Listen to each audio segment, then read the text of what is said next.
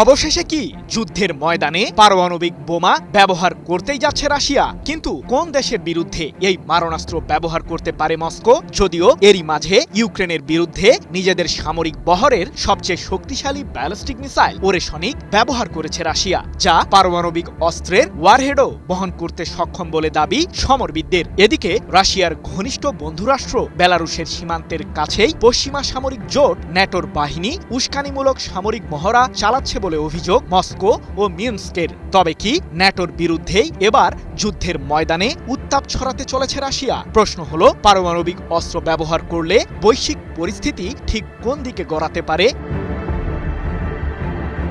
ইউক্রেনের বিরুদ্ধে যুদ্ধে নিজেদের স্বার্থ হাসিল করতে মরিয়া রুশ প্রেসিডেন্ট ভ্লাদিমির পুতিন। অবশ্য এক্ষেত্রে বেশ পিছিয়ে আছে কিয়েভ। কারণটা বেশ পরিষ্কার। এতদিন ইউক্রেনের ঘনিষ্ঠ মিত্র যুক্তরাষ্ট্র দেশটিকে সমরাস্ত্র দিয়ে সহায়তা করেছিল, কিন্তু মার্কিন প্রেসিডেন্ট ডোনাল্ড ট্রাম্প দ্বিতীয় দফায় ক্ষমতায় বসার পর ইউক্রেনকে সাহায্য করতে এগিয়ে আসেননি, যার ফলে যুদ্ধের ময়দানে রাশিয়ার বিরুদ্ধে এখন কোণঠাসা হয়ে পড়েছে ইউক্রেন।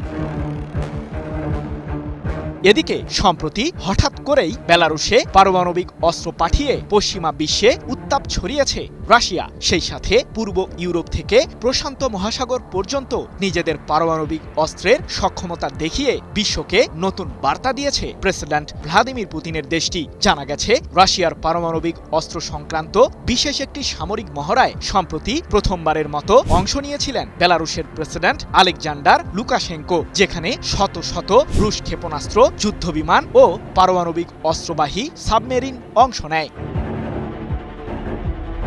এবার নিজেদের ভূখণ্ডকে শত্রুপক্ষের আক্রমণ থেকে রক্ষা করতে পারমাণবিক অস্ত্র ব্যবহারের হুমকি দিয়েছে রাশিয়া। এ প্রসঙ্গে রাশিয়ার উপপররাষ্ট্রমন্ত্রী মিখাইল গালুজিন বলেছেন, রাশিয়া ও বেলারুশের সশস্ত্র বাহিনী পারস্পরিক সহযোগিতা ক্রমাগত বৃদ্ধি করেই চলেছে। ইউনিয়ন স্টেটের নিরাপত্তা নিশ্চিত করতে আমরা পারমাণবিক অস্ত্র সহ সব উপায় ব্যবহার করতে সর্বদা প্রস্তুত। এ সময় তিনি বেলারুশের সীমান্তবর্তী অঞ্চলে ন্যাটোর উস্কানিমূলক সামরিক মহড়াকে ঘিরে অভিযোগ তুলেছেন। ৯ জুন এক প্রতিবেদনে বিষয়টি নিশ্চিত করেছে রাশিয়ার রাষ্ট্রীয় সংবাদ মাধ্যম তাস। তবে কি পশ্চিমাদের বিরুদ্ধেই পারমাণবিক অস্ত্র ব্যবহারের সিদ্ধান্ত নেবেন পুতিন?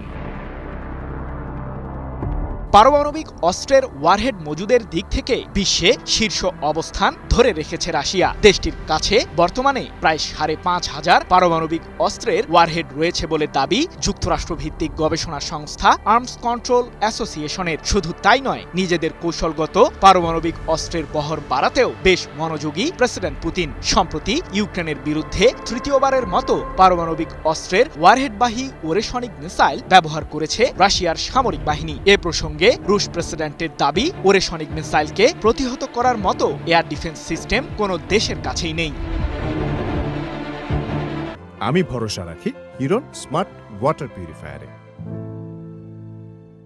অন্যদিকে বেলারুশকেও সম্প্রতি বহু সু-25 মডেলের যুদ্ধবিমান, স্কান্দার মডেলের ব্যালিস্টিক মিসাইল এবং কৌশলগত পারমাণবিক অস্ত্র দিয়েছে রাশিয়া, যা ইউক্রেন সীমান্তের ২০০ কিলোমিটারের মাঝে বেলারুশের একটি বিশেষ সামরিক প্রশিক্ষণ কেন্দ্রে মোতায়েন আছে। এ সম্পর্কে জার্মানির ব্রেমেন বিশ্ববিদ্যালয়ের গবেষক নিকোলাই মিত্রখিন বলেছেন, কোনো কারণ ছাড়াই মিত্র দেশটির কাছে এমন সমরাস্ত্র পাঠাচ্ছে রাশিয়া। সম্ভবত বড় কিছু একটা ঘটতে যাচ্ছে, যা আন্তর্জাতিক রাজনীতিতে প্রভাব ফেলবে। এতে পারমাণবিক অস্ত্র জড়িত রয়েছে।